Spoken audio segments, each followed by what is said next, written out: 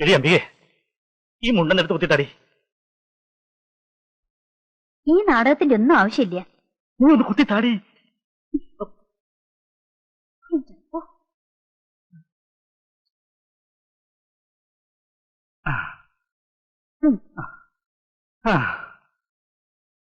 ആങ്ങളമാരെ അമ്മയൊക്കെ കാണുമ്പോ എല്ലാം മറന്നു പോരുത്.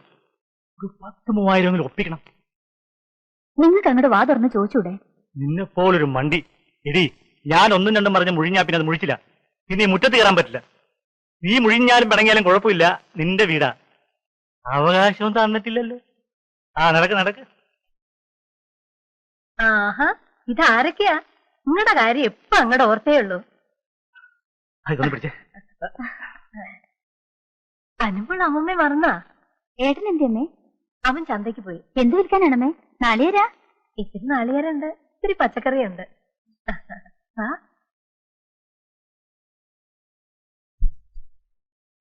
കുട്ടിയെ, ഇതാരാ വന്നിരിക്കണേന്ന് നോക്കിയേ. ദിവാകരനിപ്പോ ജോലിക്ക് പോണ്ടല്ലോ ഇല്ലേ? ഒരാഴ്ച പോയാ ഒരാഴ്ച ലീവാ. ആരോഗ്യം ഇവിടെ ശരിയായിട്ടില്ല.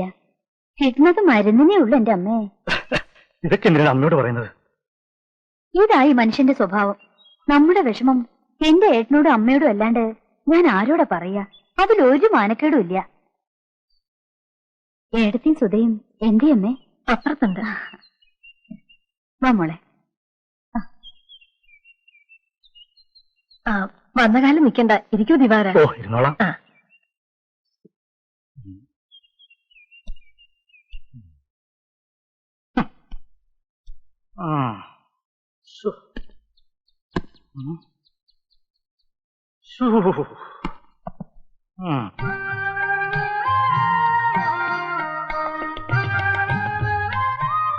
ആഹാ, നീയായിരുന്നോ? ഞാൻ വിചാരിച്ച ഏട്ടനാണെന്ന്. ബീഡി വലിച്ചല്ലേ? ബീഡിയല്ല, സിഗരറ്റ്. എന്തേ? എനിക്കൊന്നുമില്ല. വലിച്ച ക്യാൻസർ വരും, അത് മറക്കണ്ട. അതെനിക്കറിയില്ല. നിന്നോട് ആര് പറഞ്ഞു? വെറുതെ കളിയാക്കണ്ടാട്ടോ. എന്തൊക്കെ എടുക്കാനുള്ളതെന്ന് വെച്ചാ വേഗം എടുത്തറിയിക്കോ. ഈ മുറിക്ക് അവകാശികൾ എത്തിയിട്ടുണ്ട്. അമ്പയർത്തി വന്നോ? വന്നു. ഏട്ടനും കുട്ടികളും എല്ലാരും ഉണ്ട്. അപ്പൊ ഞാൻ ഇന്ന് തൊട്ട് കുഞ്ഞമ്മാമയുടെ കൂടെ. ഈ മുറിയുടെ അവകാശം തീരെ കിട്ടണമെങ്കിൽ കല്യാണം കഴിയണം.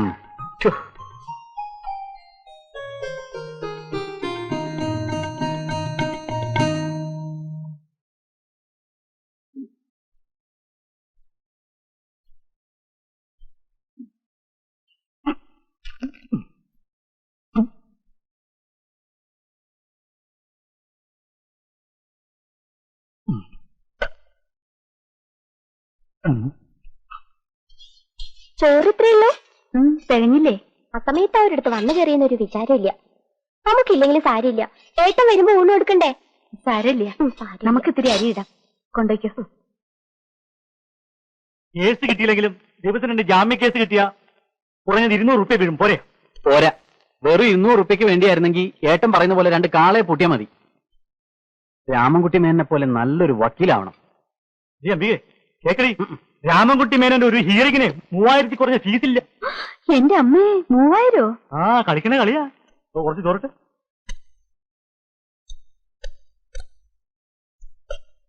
ഞാൻ എണീക്കണു. എന്റെ കൈ ഉണങ്ങി. എണീറ്റു. ഉണ്ണുമ്പോ എനിക്ക് സാവധാനം ഇരുന്ന് ഉണ്ണണം. എനിക്കിവിടെ വന്ന വിശപ്പ് കൂടുതലാ. അതിപ്പോ എവിടെ ചെന്നാലും കുറവൊന്നുമില്ല. കഴിഞ്ഞ കൊല്ലം പനിയൂർ ചെറിയച്ഛന്റെ മോളുടെ കല്യാണത്തിന് 2ാം മന്തി തുടങ്ങിയിട്ടും ദിവാരായിട്ടും ഇരുന്ന് തട്ട് തന്നെ. അവിടെ പിള്ളേര് കളിയാക്കി പറയണ കേട്ടപ്പോ എന്റെ തോൽ ഉരിഞ്ഞു പോയി. ഒന്നും മിണ്ടാതിരിക്കടി. കുഞ്ഞമ്മായി, നമ്മളൊരു പേരിട്ടില്ലേ? ടീച്ചറപ്പായി. അതിന് ഇത്ര കളിയാക്കി ചിരിക്കാൻ എന്താ ഉള്ളേ? ഓടി അവിടുന്ന്. വയസ്സിന് മൂത്താരോടാ കളി പറയണേ? പിള്ളേരുടെ മുഖം കഴിയിക്ക. വാ.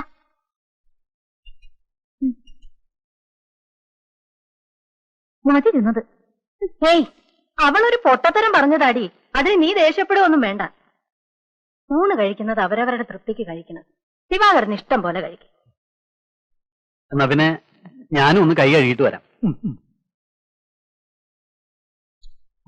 മാലോ, ദിവാകരൻ എപ്പോഴെത്തി? കുറച്ചു നേരമായി. ഇരിക്കു ദിവാകര. ഊണ് കഴിച്ചോണ്ടിരിക്കുമ്പോ രാജാവ് വന്നാലും എഴുന്നേൽക്കണ്ടെന്നാ. എന്തേ കുഞ്ഞമ്മാമേ? രാജാവ് വന്നാലും ഞാൻ എണീക്കില്ല. ഏട്ടൻ വന്നാ ഞാൻ എണീറ്റ് പോകും.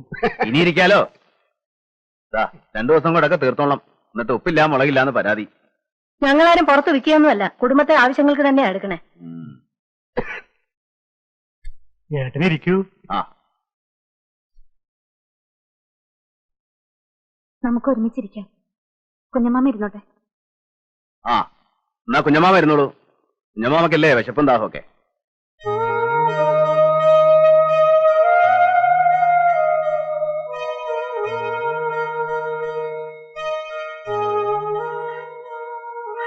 ബാക്കി എല്ലാരും ഉണ്ടല്ലേ?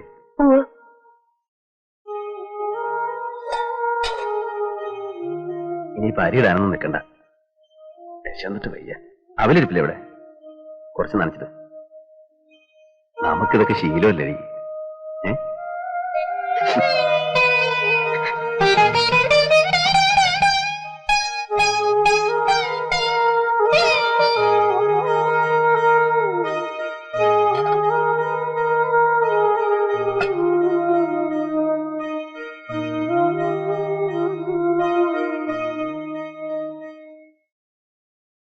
വല്യമ്മാമയെ കണ്ടില്ലെന്നും പറഞ്ഞ് രണ്ടാക്കും വലിയ വിഷമം.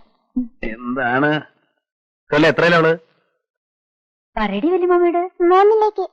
ഇവള് പഠിക്കാൻ മിടുക്കിയ. ഇവളെയും ചേർക്കണ ഇക്കൊല്ലം. ആ കൊല്ല ഉണ്ണിമൂനെയും ചേർക്കണം. വീട്ടിലെ ശല്യം കുറയുമല്ലോ. എന്റെ മക്കളെ കൊണ്ട് ഒരു ശല്യവും ഇല്ല. ഇവള് കലാകാരിയാ. പാട്ടൊക്കെ പാടും. വല്യമ്മാമയ്ക്ക് ഒരു പാട്ട് പാടി കൊടുക്കുമ്പോളെ.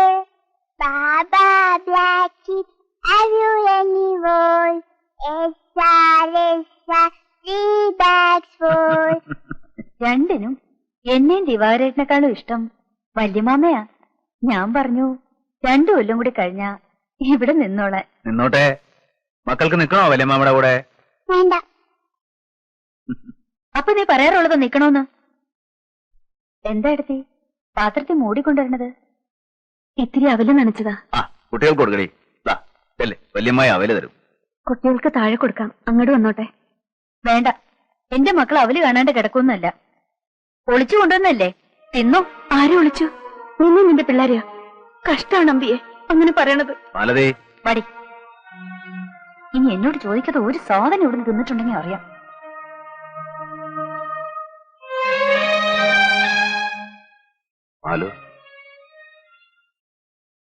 സാരല്ലടി, അവളൊരു പൊട്ടിക്കാളി എന്നറിയില്ലേ നിനക്ക്? അവളറിഞ്ഞു ഇത് നമ്മുടെ ഉച്ചൂണെന്ന്. നളിനിയോ? അവൾ അടുക്കളയിൽ ഇരുന്ന് കഴിക്കണം. അത് കണ്ട ഇനി അവിടെ ബഹളാവോ?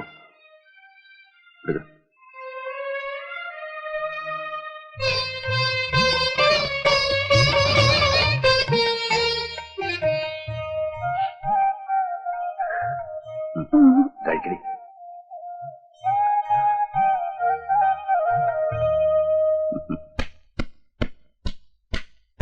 കരിമക്ക 1 കിലോ എല്ലില്ലാണ്ട്.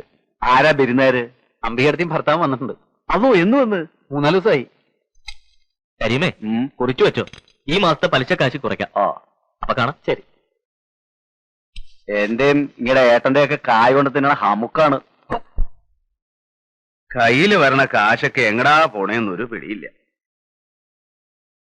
പുറമെ നിൽക്കണവർക്ക് ഇന്ത്യയിൽ പൂത്ത പണണ്ടെന്നാ ധാരണ. വലിയ മാളിയം വീടൊക്കെ അല്ലേ കാണണേ. നല്ല കാലത്ത് കാരണവന്മാരുണ്ടാക്കിയിട്ട് അതുകൊണ്ട് എത്ര പേർക്ക് വേണേലും താമസിക്കാം. അതെന്നെ മഹാഭാഗ്യം. ആ എടുത്തി ആ കുട്ടികളെ ടോയ്ലറ്റിൽ മൂത്രം ഒഴിപ്പിക്കുകയും കക്കുസക്കരിത്തും ഒക്കെ ചെയ്യണേ. അല്ലാതെ പിന്നെ എന്റെ പുസ്തകമൊക്കെ എടുത്ത് ചീത്തയാക്കാതെ നോക്കണം. ഭയങ്കര വിലയാ ഓരോന്നിനും. നീ ഉരുകണ്ട. എന്റെ മക്കൾ അതൊന്നും തൊട്ട് നോക്കും കൂടി ഇല്ല. അതുകൊണ്ട് നീ പേടിക്കണ്ട. അവറ്റങ്ങളുടെ അച്ഛനായിട്ടില്ല പറ്റും. പുസ്തകം കണ്ടാൽ അയ്യേ ഏതാണ്ട് വൃത്തിയായിട്ട് സാധനം കാണുന്ന പോലെ.